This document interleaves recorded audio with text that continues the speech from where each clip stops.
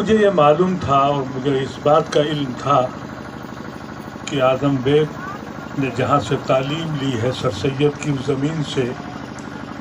रंगारंग कार्यक्रमों के साथ 7 दिवसीय उमंग 2024 का हुआ समापन। जेएलएन के कार्यक्रमों में छात्र छात्राओं का उमंग देखकर दोबारा से छात्र बनने को जी चाहता है, मोहम्मद अदीब ने कहा। रुकना न राहों में अगर रोके तुम्हें जमाना, पंक्तियों के साथ छात्रों को दिया चुनौतियों का सामना करने का संदेश डॉक्टर आजम बेग ने।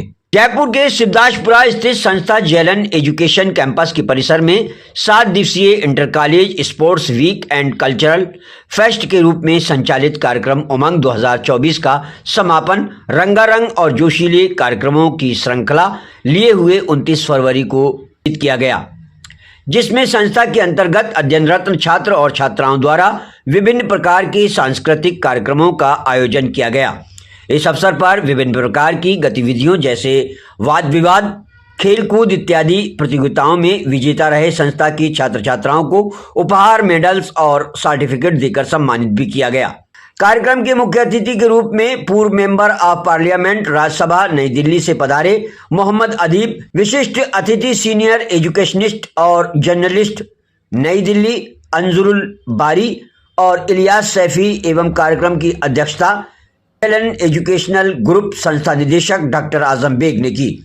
संस्था अध्यक्षा डॉक्टर फरीदा बेग, व्यवस्थापिका श्रीमती निशा चतुर्वेदी, प्राचार्य एसबी सोनी, संस्था के सभी वरिष्ठ स्टाफ सहित जीएनएम और बीएससी नर्सिंग के स्टूडेंट्स उपस्थित रहे।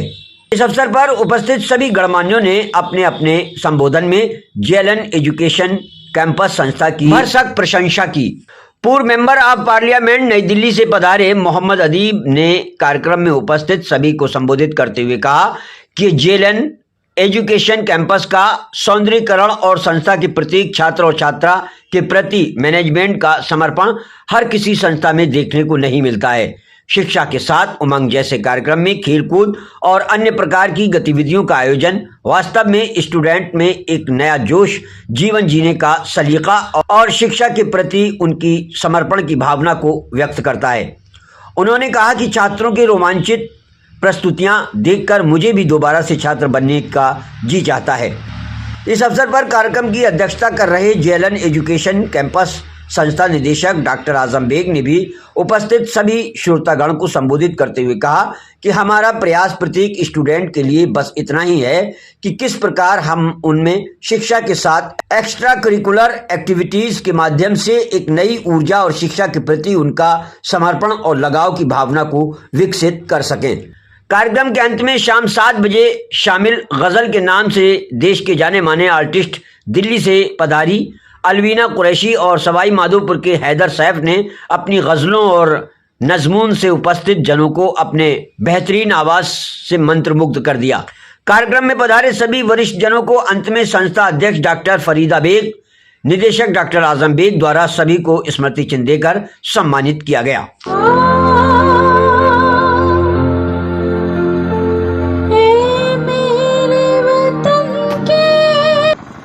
मुझे ये मालूम था और मुझे इस बात का इल्म था कि आज़म बेग ने जहाँ से तालीम ली है सर सैयद की ज़मीन से। सर सैयद की ज़मीन पे जो लोग निकले उस मिशन में बहुत कम लोगों ने आगे कदम बढ़ाया। आज़म बेग सर फेरिस्त उन लोगों में से हैं जिन्होंने सर सैयद के ख्वाब को पूरा किया।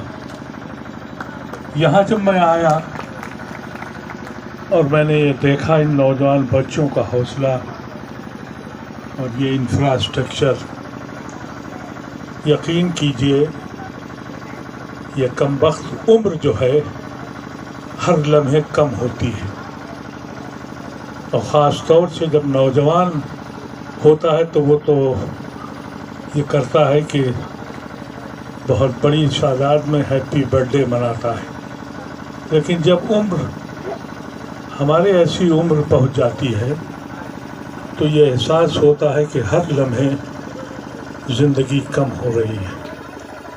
ऐसी महफिलों में आने के बाद ज़िंदगी तो कम होती है लेकिन उम्र बढ़ जाती है। हौसला होता है कि ज़िंदगी अभी आहिस्ता चल, कुछ और वक्त अपनों में गुजारना है। आज का जो माहौल है उसमें जीने की तमन्ना नहीं बची है। एक हुजूम है इंसानों का, आदमी पे आदमी से नफरत करता है। लेकिन आदमी इंसान कैसे बनता है, उसका ज़रिया तालीम है। जब वो तालीम लेता है तो आदमी से इंसान बन जाता है। तालीम की ज़रूरत इंसान बनाती है, लेकिन तालीम के साथ तरबियत का होना बड़ा ज़रूरी है। अगर तरबियत नहीं है तो वैशी पैदा होते हैं, और अगर तरबियत के साथ तालीम ली जाए तो इंसान पैदा होते हैं। अब फक़दान है इस ज़मीन पर। आज के दौर में जिधर भी निगाह दौड़ाएं, इंसान इंसान को कत्ल कर रहा है और जश्न मना रहा है। लोग चुप हैं। ये बच्चे जो आज खड़े हुए हैं, जिनको आज एजाज़ मिला है, जिन्होंने तालीम मुकम्मल की है, एक प्लेज लिया है कि वो अपने प्रोफेशन में ईमानदार होंगे। और अगर बच्चों ने अपने प्रोफेशन में ईमानदारी दिखाई तो इंसानियत ज़िंदा हो जाएगी। हर लम्हे इंसानियत मर रही है। बड़े बड़ी इमारतें बनती हैं, बड़ी बड़ी सड़कें बनती हैं। मैंने अपनी उम्र में देख लिया कि मॉल तो बन गए, इमारतें तो बन गई, लेकिन कदरें ख़त्म हो गई, मोहब्बतें ख़त्म हो गई। वो इंसानियत जिस पे हमको नाज था, वो इंसानियत लम्हे लम्हे किस्तों पे मरती चली गई। ऐसी शक्ल में ये इंस्टीट्यूशंस जो चल रहे हैं, और जिस शिद्दत के साथ और जिस मेहनत के साथ डॉक्टर फरीद आज़म बेग ये लोग काम कर रहे हैं, ये अपने रब को राज़ी कर रहे हैं। और अगर जिसने अपने रब को राज़ी कर लिया, वो सब